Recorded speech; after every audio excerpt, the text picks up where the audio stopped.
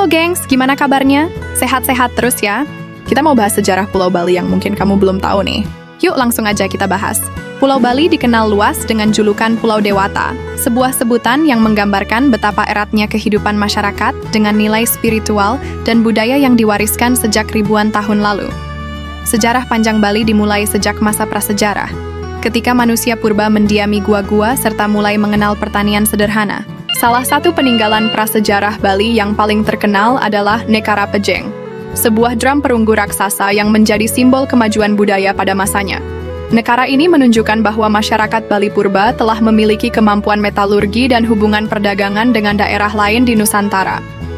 Selain Nekara, banyak temuan arkeologi berupa sarkofagus, peralatan batu, serta artefak keagamaan ditemukan di berbagai wilayah Bali. Pengaruh Hindu-Buddha mulai memasuki Bali sekitar abad ke-8 melalui jalur perdagangan dan interaksi dengan Jawa. Bali kemudian berkembang sebagai pusat kebudayaan Hindu yang bercampur dengan tradisi lokal setempat. Pada abad ke-10, berdirilah Kerajaan Bali kuno yang diperintah oleh dinasti Warmadewa. Raja Sri Kesari Warmadewa meninggalkan prasasti Blanjong tahun 914 Masehi yang menjadi bukti tertua tentang kerajaan di Bali.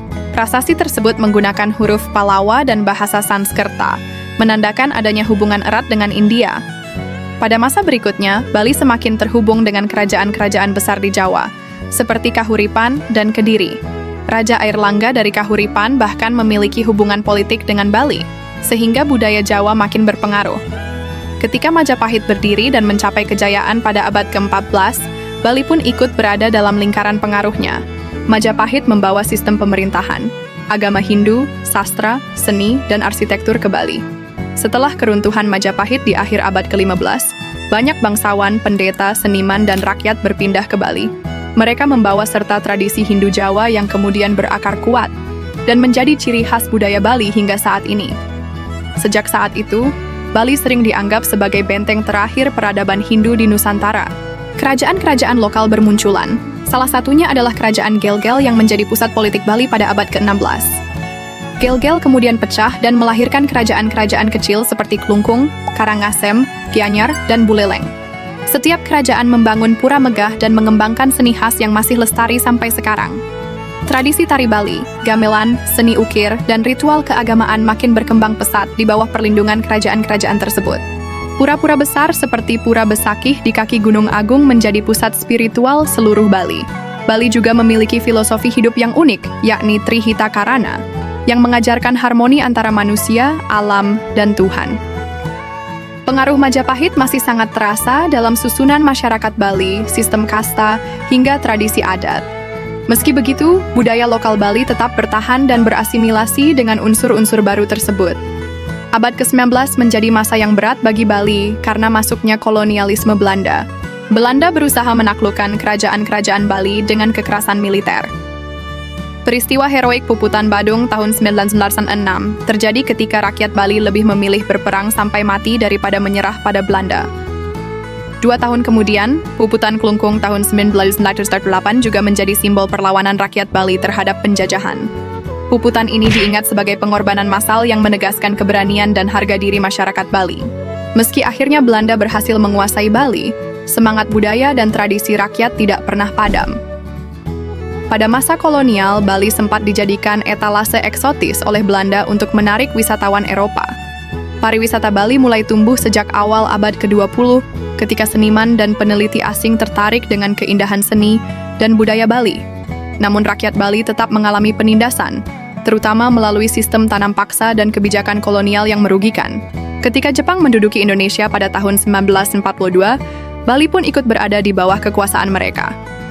Situasi ini membawa penderitaan baru, namun juga membuka peluang bagi gerakan kemerdekaan. Pada 17 Agustus 1945, ketika Indonesia memproklamasikan kemerdekaan, rakyat Bali segera menyatakan dukungan penuh. Perlawanan rakyat Bali terhadap Belanda pasca kemerdekaan ditandai dengan perang rakyat di bawah kepemimpinan I Gusti Ngurah Rai. Pertempuran Margarana tahun 1946 menjadi saksi keberanian pasukan Ciung Wanara yang melawan Belanda dengan gagah berani. Ngurah Rai gugur sebagai pahlawan, dan kini namanya diabadikan menjadi nama Bandara Internasional di Bali. Setelah itu, Bali secara resmi menjadi bagian dari Republik Indonesia. Sejak bergabung dengan Indonesia, Bali tetap menjaga identitas budaya dan spiritualnya yang unik. Upacara adat dan tradisi agama Hindu Bali tetap dijalankan dengan hikmat. Bali dikenal dengan ribuan pura yang tersebar di setiap desa. Karena itu pulau ini sering disebut Pulau Seribu Pura. Pura bukan sekadar tempat ibadah, tetapi juga pusat kebudayaan dan identitas masyarakat Bali. Upacara besar seperti Galungan, Kuningan, dan Nyepi selalu menjadi momen penting yang dirayakan dengan penuh semangat. Ngaben, yaitu upacara kremasi, menjadi salah satu tradisi paling terkenal dan menarik perhatian dunia. Bali juga dikenal dengan seni tari seperti tari kecak, tari legong, dan tari barong, yang memiliki makna spiritual dan filosofis.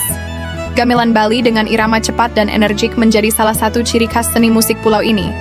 Keindahan arsitektur pura, patung, dan ukiran juga membuat Bali dikenal sebagai pusat seni ukir dunia. Seni lukis tradisional Bali, terutama di Ubud, berkembang pesat sejak abad ke-20 hingga kini.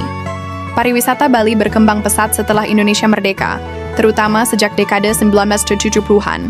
Pantai Kuta, Sanur, dan Ubud menjadi destinasi wisata favorit wisatawan mancanegara. Bali berhasil memadukan modernisasi dengan pelestarian budaya lokal.